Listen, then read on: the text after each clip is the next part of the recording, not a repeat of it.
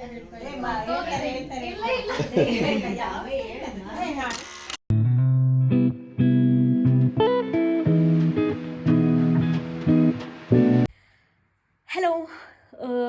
ಇವತ್ತಿಂದ ನಂದು engagement preparation start ಆಗಿದೆ. ಹೇಳೋಕ್ಕೆ ಒಂಥರ ಅನ್ನಿಸ್ತಾ ಇದೆ. ಸೊ ನಾನು ಇದೇ ಅಕ್ಟೋಬರ್ 26ನೇ ತಾರೀಕು ಎಂಗೇಜ್ ಆಗ್ತಾ ಇದ್ದೀನಿ. ಹಾಗಾಗಿ ಎಂಗೇಜ್ಮೆಂಟ್ ಪ್ರಿಪ್ರೇಷನ್ಸ್ ಅಂತ ಒಫಿಷಿಯಲ್ ಆಗಿ ಸ್ಟಾರ್ಟ್ ಆಗಿದೆ. ಅಂದರೆ ಅರ್ಶಿನ ಕುಂಕುಮ ಎಲ್ಲ ತಂದಿದ್ರು. ಈಗ ನನಗೆ ಅಂತ ಹೇಳ್ಬಿಟ್ಟು ನಮ್ಮ ಅಮ್ಮನ ತವ್ರ ಮನೆ ಕಡೆಯಿಂದ ಕೊಡಿಸುವಂಥ ಬಟ್ಟೆ ನಾನು ಸ್ವಲ್ಪ ಸ್ಪೆಷಲ್ ಆಗಿರಲಿ ಅಂತ ಹೇಳ್ಬಿಟ್ಟು ಲಂಗ ದಾವಣಿ ಹಾಕ್ತಾ ಇದ್ದೀನಿ. ಸೊ ರಾ ಮೆಟೀರಿಯಲ್ಸ್ ತಂದಿದ್ದಾಯಿತು, ಸೀರೆ ತಂದಿದ್ದಾಯಿತು, ತೋರಿಸ್ತೀನಿ. ಇದು ಸೀರೆ ಕಲರ್, ಇದು ಟಿಶ್ಯೂ ಸಿಲ್ಕ್ ತಂದಿರೋದು. ಆ್ಯಂಡ್ ಇದಕ್ಕೆ ದಾವಣಿ ಈ ಕಲರ್ ಹಾಕೋಣ ಅಂತ ಹೇಳಿಬಿಟ್ಟು ದಾವಣಿಗೆ ಅಂತ ನಾವು ಸೆಲೆಕ್ಟ್ ಮಾಡಿದ್ದು. ಸೊ ದಾವಣಿ ಕಲರ್ಗೆ ಇದನ್ನು ತಂದಿದ್ದೀನಿ. ಇದ್ರದ್ದು ನನಗೆ ಎಕ್ಸಾಕ್ಟ್ಲಿ ಫ್ಯಾಬ್ರಿಕ್ ಯಾವುದು ಅಂತ ಹೇಳಿ ಗೊತ್ತಿಲ್ಲ. ಅದರಲ್ಲಿ ದಾವಣಿ ಮಾಡಿಸೋಣ ಅಂತ ಹೇಳಿಬಿಟ್ಟು. ಸೊ ಇದನ್ನು ಡಿಸೈನ್ ಮಾಡ್ತಾ ಇರೋದು ನನ್ನ ತಂಗಿ. ಅವಳು ಫ್ಯಾಷನ್ ಡಿಸೈನಿಂಗ್ ಕೋರ್ಸ್ ಮಾಡ್ತಾ ಇದ್ದಾಳೆ. ಹಾಗಾಗಿ ಅವಳ ಹತ್ರನೇ ಡಿಸೈನ್ ಮಾಡಿಸ್ತಾ ಇದ್ದೀನಿ. I am her first customer. Already ಪ್ರಾಕ್ಟೀಸಿಗೆ ಅಂತ ಹೇಳಿಬಿಟ್ಟು ಮನೆಯಲ್ಲಿದ್ದ ಬಟ್ಟೆನಲ್ಲಿ ಸೀರೆಗಳಲ್ಲೆಲ್ಲ ಹೊಲಿದಿದ್ದಾಳೆ. ಈಗ ಅವಳ ಹತ್ರ ನಾನು ಡಿಸೈನ್ ಮಾಡಿಸ್ತಾ ಇರೋದು. ಅವಳು ಸ್ಟಿಚಿಂಗ್ ಮಾಡ್ತಾಯಿಲ್ಲ. ಸೊ ಡಿಸೈನ್ ಅವಳ ಹತ್ರ ಮಾಡಿಸ್ತಾ ಇದ್ದೀನಿ. ಮೋನೋಕ್ರೋಮ್ ಲುಕ್ಕಿಗೆ ಅಂತ ಹೋಗ್ತಾ ಇದ್ದೀನಿ. ಸೊ ಒಂದೇ ಕಲರಲ್ಲಿ ಇಟ್ಕೊಂಡಿರೋದು. ಇದನ್ನು ತರಿಸಿದ್ದೀನಿ. ಇವಾಗ ಮೆಟೀರಿಯಲು ಹೊಲಿಯೋಕ್ಕೆ ಹಾಕಬೇಕು. ಪ್ರಾಬ್ಲಿ ನಾಳೆನೇ ಹೊಲಿಯೋಕ್ಕೆ ಹಾಕ್ಬಿಡ್ತೀನಿ. ಸೊ ಇವಾಗ ಇದನ್ನು ನೋಡೋಣ ಜರ್ನಿ ಹೇಗಿದೆ ಅಂತ ನಾನು ರೆಕಾರ್ಡ್ ಮಾಡೋಣ ಅನ್ನಿಸ್ತು, ಅದಕ್ಕೆ ರೆಕಾರ್ಡ್ ಮಾಡ್ತಾಯಿದ್ದೀನಿ. ಆ ಥರ ಎಂಗೇಜ್ಮೆಂಟ್ ಪ್ರಿಪ್ರೇಷನ್ ಅನ್ನೋ ಥರ ವ್ಲಾಗ್ ಮಾಡ್ತಾಯಿದ್ದೀನಿ. ರೆಕಾರ್ಡ್ ಪರ್ಪಸ್ಸಿಗಿರಲಿ ಅಂತ ಹೇಳಿಬಿಟ್ಟು ನಾನು ವಿಡಿಯೋ ಯೂಟ್ಯೂಬಿಗೆ ಅಪ್ಲೋಡ್ ಮಾಡ್ತೀನಾ ಇಲ್ವಾ ಗೊತ್ತಿಲ್ಲ. ಅಪ್ಲೋಡ್ ಮಾಡಿಲ್ಲ ಅಂತ ಹೇಳಿದ್ರು ನನಗೆ ರೆಫರೆನ್ಸಿಗೆ ಅಂತ ಇರುತ್ತೆ. ಅಕಸ್ಮಾತ್ ಅಪ್ಲೋಡ್ ಮಾಡಿದ್ರೆ ಒಂದು ಕಡೆ ರೆಕಾರ್ಡ್ ಕ್ರಿಯೇಟ್ ಆಗಿರುತ್ತೆ ಅನ್ನೋದಕ್ಕೆ ಮಾಡ್ತಾಯಿದ್ದೀನಿ. ಆ್ಯಂಡ್ ಇದರಲ್ಲಿ ನನ್ನ ಜರ್ನಿ ತೋರಿಸ್ತೀನಿ. ಪ್ರಾಬ್ಲಿ ನಾನು ಯಾವ ಥರ ಪ್ರಿಪ್ರೇಷನ್ಸ್ ಮಾಡ್ಕೊಂಡಿದ್ದೀನಿ, what was my mind set ಅಂತಲೂ ಐ ಮೈಟ್ ಟಾಕ್. ಮಧ್ಯದಲ್ಲಿ ಏನಾದರೂ ಮಾತಾಡ್ಬೋದು ನಾನು, ಯಾಕಂದರೆ ತುಂಬ ತಲೆನಲ್ಲಿ ಓಡ್ತಾ ಇರುತ್ತೆ ಅಲ್ವಾ. ಹೆಣ್ಮಕ್ಳು ಮದುವೆ ಆಗಿ ಹೋಗ್ತಾ ಇದ್ದಾರೆ. ನನಗೆ 25 ವರ್ಷ ಕೂಡ ಆಯಿತು. 25 ವರ್ಷ ತಾಯಿ ಮನೇಲಿದ್ದು ಈಗ ಗಂಡನ ಮನೆಗೆ ಅಂತ ಹೋಗೋ ಸಮಯ ಬಂದುಬಿಟ್ಟಿದೆ. ಏನೇನು ಹತ್ತಿರ ಬರ್ತಾಯಿದೆ. ರಫ್ಲಿ 1 ತಿಂಗಳಿದೆ ನನ್ನ ಎಂಗೇಜ್ಮೆಂಟ್ಗೆ. ಈಗ ಪ್ರಿಪ್ರೇಷನ್ ಸ್ಟಾರ್ಟ್ ಮಾಡಿದ್ದೀವಿ. ಮೊದಲನೇದು ಈಗ ತವ್ರ ಮನೆ ಕಡೆಯಿಂದ ಬಟ್ಟೆ ತೊಗೊಂಡಿದ್ದಾಯಿತು. ನೆಕ್ಸ್ಟು ಗಂಡನ ಮನೆಯಿಂದ ಕೊಡುವಂಥ ಸೀರೆ ತೊಗೊಳ್ಬೇಕು ಆ್ಯಂಡ್ ರಿಂಗ್ ಪರ್ಚೇಸ್ ಮಾಡಬೇಕು.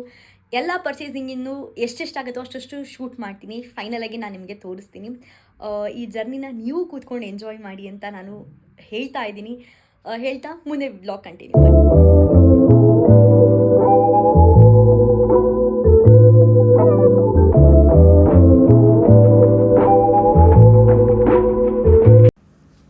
ಇದಿಷ್ಟು ಮೇಕಪ್ ಪ್ರಾಡಕ್ಟ್ಸ್ ತರಿಸಿದೆ ನನ್ನ ಎಂಗೇಜ್ಮೆಂಟ್ಗೆ ಅಂತ ಹೇಳಿ. ನಾನು ಆಗಲೇ ತೋರಿಸಿದ್ನಲ್ಲ, ಇದಿಷ್ಟು ಪ್ರಾಡಕ್ಟ್ಸ್ ತರಿಸಿದ್ದೀನಿ. ಇದಿಷ್ಟು ಪ್ರಾಡಕ್ಟಲ್ಲಿ ಲಿಪ್ಸ್ಟಿಕ್ ಶೇಡ್ ಯಾಕಂದರೆ ನಂದು ಸ್ಯಾರಿಗೆ ಮತ್ತು ಲಂಗ ದಾವಣಿಗೆ ಮ್ಯಾಚ್ ಆಗೋ ಥರ ಇರಬೇಕು. ಹಾಕ್ಕೊಂಡಾಗ ಈ ಕಲರ್ ಕಾಣಿಸ್ತಾ ಇದೆ. ಪ್ರಾಬಬ್ಲಿ ಇದು ನನ್ನ ಸ್ಕಿನ್ ಟೋನಿಗೆ ಆ್ಯಂಡ್ ಎರಡು ಔಟ್ಫಿಟ್ಗೆ ಮ್ಯಾಚ್ ಆಗುತ್ತೆ ಅಂದ್ಕೊಂಡಿದ್ದೀನಿ. ಆ್ಯಂಡ್ ತುಂಬಾ ಡಾರ್ಕ್ ಸರ್ಕಲ್ಸ್ ಆಗಿಬಿಟ್ಟಿದೆ. ಫೇಸಸ್ಗೆ ಏನಾದರೂ ತುಂಬ ಜನ ಪ್ರಮೋಟ್ ಮಾಡೋದನ್ನ ನೋಡಿದ್ದೆ. ಟು ಬಿ ಆನೆಸ್ಟ್ ಅದಕ್ಕೋಸ್ಕರ ಅಂತಲೇ ತರಿಸಿದ್ದೀನಿ. ಹೇಗಾಗತ್ತೆ ಅಂತ ನೋಡಬೇಕು. ಟೆಸ್ಟ್ ಮಾಡಿದ್ಮೇಲೆ ಹೇಳ್ತೀನಿ ಹೇಗಾಗತ್ತೆ ಅಂತ ಹೇಳಿ. ಆ್ಯಂಡ್ ಅದ್ರ ಜೊತೆಗೆ ಇದೆಲ್ಲನೂ ನಾನು ಪರ್ಪಲ್ ಆ್ಯಪಿಂದ ತರಿಸಿದ್ದು. ಬೇರೆ ಆ್ಯಪಿಂದ ತರಿಸಿದ್ರೆ ಎಷ್ಟು ಮಟ್ಟಿಗೆ ವರ್ಕೌಟ್ ಆಗುತ್ತೆ ಗೊತ್ತಿಲ್ಲ. ಬಟ್ ನಾನು ಒಂದು 2 to 3 ಟೈಮ್ಸ್ ಪರ್ಪಲ್ ಆ್ಯಪಿಂದ ತರಿಸಿದ್ದೀನಿ. ನನಗೆ ಬೆನಿಫಿಟ್ ಆಗಿದೆ. ಯಾಕಂದರೆ ಲಾಸ್ಟ್ ಟೈಮ್ ನಾನು ರೋಸ್ಮೆರಿ ವಾಟರ್ ತರಿಸಿದ್ದೆ. ರೋಸ್ಮೆರಿ ವಾಟರ್ನ ನಾನು ಆಲ್ಮೋಸ್ಟ್ ದಿನ ಬಿಟ್ಟು ದಿನ ಹಾಕೋತೀನಿ. ಆ್ಯಂಡ್ ಬೇಬಿ ಹೇರ್ ಗ್ರೋತ್ ಆಗ್ತಾ ಇದೆ. ಗ್ರೋತ್ ತುಂಬಾ ಚೆನ್ನಾಗಿದೆ. ಆ್ಯಂಡ್ ಅವ್ರದ್ದೇ ಫ್ಲಾಕ್ಸಿ ಜೆಲ್ ಕೂಡ ತರಿಸಿದ್ದೆ, ಆಲ್ಪ್ಸ್ ಗುಡ್ನೆಸ್ ಅವ್ರದ್ದೇ ಪರ್ಪಲ್ ಆ್ಯಪಿಂದ. ಅದೇ ಥರನೇ ಇನ್ನೊಂದ್ಸತಿ ತರಿಸಿದಾಗ ಇನ್ನೊಂದು ಶಿಗೆಕಾಯಿ ಪುಡಿ ಫ್ರೀ ಆಗಿಬಿಟ್ಟಿದ್ರು. ಈ ಸರ್ತಿ ಇದಿಷ್ಟು ಮೇಕಪ್ ಪ್ರಾಡಕ್ಟ್ಸ್ ತೊಗೊಂಡಿದ್ದಕ್ಕೆ 5 ಮೇಕಪ್ ಪ್ರಾಡಕ್ಟ್ಸ್ ತೊಗೊಂಡಿದ್ದಕ್ಕೆ ಆ್ಯಂಡ್ ಒಂದು ಮೆಂಬರ್ಶಿಪ್ ತೊಗೊಂಡಿದ್ದಕ್ಕೆ ನನಗೆ ಇದಿಷ್ಟು ಫ್ರೀಯಾಗಿ ಸಿಕ್ತು. ಇಲ್ಲ ಅಂದಿದ್ರೆ ಇದು ಒಂದು ಫ್ರೀಯಾಗಿ ಸಿಕ್ತಿತ್ತು. ಇದೆರಡು ಅಡಿಷ್ನಲ್ ಆಗಿ ಫ್ರೀಯಾಗಿ ಸಿಕ್ಕಿದೆ. ಒಂದಿದು ಫ್ರೆಂಚ್ ಗ್ರೀನ್ ಕ್ಲೇ ಮಾಸ್ಕ್ ಅಂತ, ಇದನ್ನು ಹಾಕೊಂಡು ನೋಡಬೇಕು. ಆ್ಯಂಡ್ ಎರಡನೇದು ಉಪ್ಟನ್ನಿಂದು. ಮೂರನೇದು ಹೇರ್ ಸಿರಮ್ ಸಿಕ್ಕಿದೆ. ಹೇರ್ ಸಿರಮ್ಸ್ ನಾನು ಯೂಸ್ ಮಾಡಿಲ್ಲ, ಬರೀ ಕೂದಲಿಗೆ ಅಂತಂದರೆ ಮನೆಯಲ್ಲಿ ಮಾಡ್ಕೊಳ್ಳೋದು. ಅದು ಬಿಟ್ಟರೆ ರೋಸ್ಮೆರಿ ವಾಟರು, ಫ್ಲಾಕ್ಸಿ ಜೆಲ್ ಇದಿಷ್ಟೇ ಯೂಸ್ ಮಾಡಿದ್ದು. ಸೆರಮ್ ಅಂತ ಮುಖಕ್ಕಾಗಲಿ ಅಥವಾ ತಲೆಗಾಗಲಿ ಯಾವುದೂ ಹಚ್ಚಿಲ್ಲ. ಇದು 10 ml ಕಳಿಸಿದ್ದಾರೆ. ನೋಡಬೇಕು ಹೇಗೆ ವರ್ಕ್ ಆಗುತ್ತೆ ಅಂತ. ಆಲ್ಪ್ಸ್ ಅವ್ರದ್ದು ಪ್ರಾಡಕ್ಟ್ಸ್ ಮೇಲೆ ನನಗೆ ಒಂದು ಸ್ವಲ್ಪ ನಂಬಿಕೆ ಇದೆ. ನೋಡೋಣ ಇದು ಯಾವ ರೀತಿ ವರ್ಕ್ ಆಗುತ್ತೆ ಅಂತ ನೋಡಿಬಿಟ್ಟು ನಾನು ನಿಮಗೆ ಖಂಡಿತ ರಿವ್ಯೂಸ್ ತಿಳಿಸ್ತೀನಿ. ಆ್ಯಂಡ್ ನಾನು ತುಂಬಾ ಎಕ್ಸೈಟೆಡ್ ಆಗಿದ್ದೀನಿ, ಹಾಗೆ ಸ್ವಲ್ಪ ಟೆನ್ಷನ್ ಇದೆ, ಯಾಕಂದರೆ ಎಂಗೇಜ್ಮೆಂಟ್ ಹತ್ತಿರ ಬರ್ತಾ ಇದೆ, ಪ್ರಿಪ್ರೇಷನ್ಸ್ ಮಾಡಬೇಕು. ಇವಾಗಲೂ ಅಷ್ಟೇ ಏನೇನೇ ತಂದಿರೋ ಬ್ಲೌಸ್ನ ಸ್ಟಿಚಿಂಗಿಗೆ ಕೊಡಬೇಕು ಆ್ಯಂಡ್ ಅವರಿಗೆ ಮ್ಯಾಚಿಂಗಿಂದು ತರಬೇಕು. ಅದಾದಮೇಲೆ ನಾನು ತುಂಬ ಇಮೋಷ್ನಲ್ ಆಗಿಬಿಟ್ಟೆ. ಹಾಗಾಗಿ ನೆಕ್ಸ್ಟು ಔಟ್ಫಿಟ್ ಟ್ರಯಲ್ ಮಾಡೋಕ್ಕೆ ಹೋದೆ. ಅದಾದಮೇಲೆ ಅರ್ಶಿನ ಕುಂಕುಮಕ್ಕೆ ಅಂತ ಹೇಳಿಬಿಟ್ಟು ಮನೆಯಿಂದನೇ ಹೂವಿಂದು ಪೊಟ್ನ ಮಾಡ್ತಾಯಿದ್ವಿ. ಅದನ್ನು ನಮ್ಮಮ್ಮ ಮಾಡ್ತಾ ಇರೋ ಪ್ರೊಸೆಸ್ನ ನಾನು ಇಲ್ಲಿ ಹಾಕ್ತಾ ಇದ್ದೀನಿ.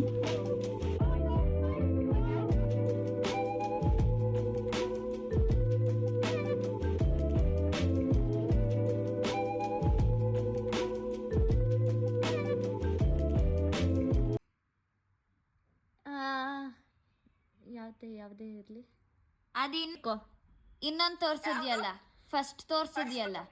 ಹಾಂ, ಅದಾದಮೇಲೆ ಕೆಲವು ಐಟಮ್ಸ್ನ ತರಬೇಕಿತ್ತು, ತಂದ್ವಿ. ಈ ಕಡೆ ಅಮ್ಮ ಮತ್ತು ಅಜ್ಜಿ ರಿಂಗ್ ಸ್ಟ್ಯಾಂಡ್ನ ಮಾಡ್ತಾ ಇದ್ದಾರೆ. ಮನೆಯಲ್ಲೇ ಮಾಡೋಣ ಅಂತ ಹೇಳಿದ್ದೆ ನಾನು ಕೂಡ ಹೆಲ್ಪ್ ಮಾಡಿದೆ. ಯಾಕಂದರೆ ನನಗೆ ಈ ಥರ DIYs ಮಾಡೋದು ತುಂಬಾ ಇಷ್ಟ. ಹಿಂದೆ ಕೂಡ ಈ ಥರ ಮಾಡಿ ವೀಡಿಯೋಸ್ ಹಾಕಿದ್ದೀನಿ. ಆ್ಯಂಡ್ ಪ್ರೊಫೆಷ್ನಲ್ ಟಚ್ ಇರಲಿಲ್ಲ, ಬಟ್ ನನಗೆ ತುಂಬಾ ಇಷ್ಟ ಆಯಿತು.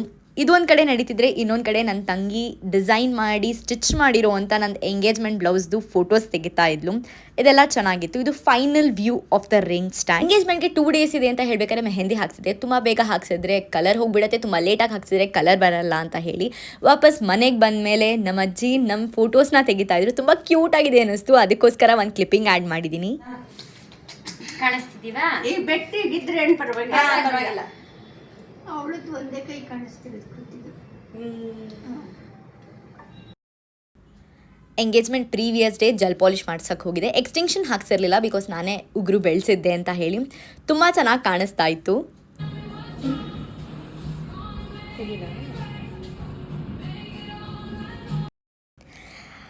ನೆಕ್ಸ್ಟ್ ಡೇನೇ ಎಂಗೇಜ್ಮೆಂಟ್ ಇತ್ತು. ನಂಗೆ ನಂಬಕ್ಕೆ ಆಗ್ತಾ ಇರಲಿಲ್ಲ. ಏನೋ ಹತ್ರ ಹೊಟ್ಟೆನಲ್ಲಿ ಬಟರ್ಫ್ಲೈಸ್, ಹಾಗಾಗಿ ಒಂದ್ಸತಿ ಮುಖ ನೋಡಬೇಕು ಅನ್ನಿಸ್ತು ಅಂತ ವಿಡಿಯೋ ಕಾಲ್ ಮಾಡಿದ್ದೆ.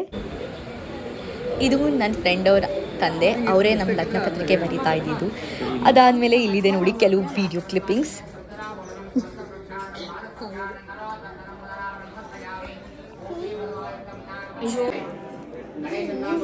ಬೇರೆ ಏನಾದರೂ ಮಾಡು, ವಿಡಿಯೋ ತೆಗಿತಾ ಇದ್ದೀನಿ. ರೆಡಿನಾ ಎಂಗೇಜ್ ಆಗಕ್ಕೆ? ಹೆಂಗ ಅನ್ಸ್ತೀರಿ? ಎಷ್ಟು ರೆಡಿ ಅಂತೆ. ಚೂರಾಗಿ ನಾಚಿಕೆ ಪಟ್ಕೊಂಡೇಳೆ. ಅಳಲ್ಲ, ಬೇರೆಯವಳ ಅಳಿಸ್ತಾಳೆ.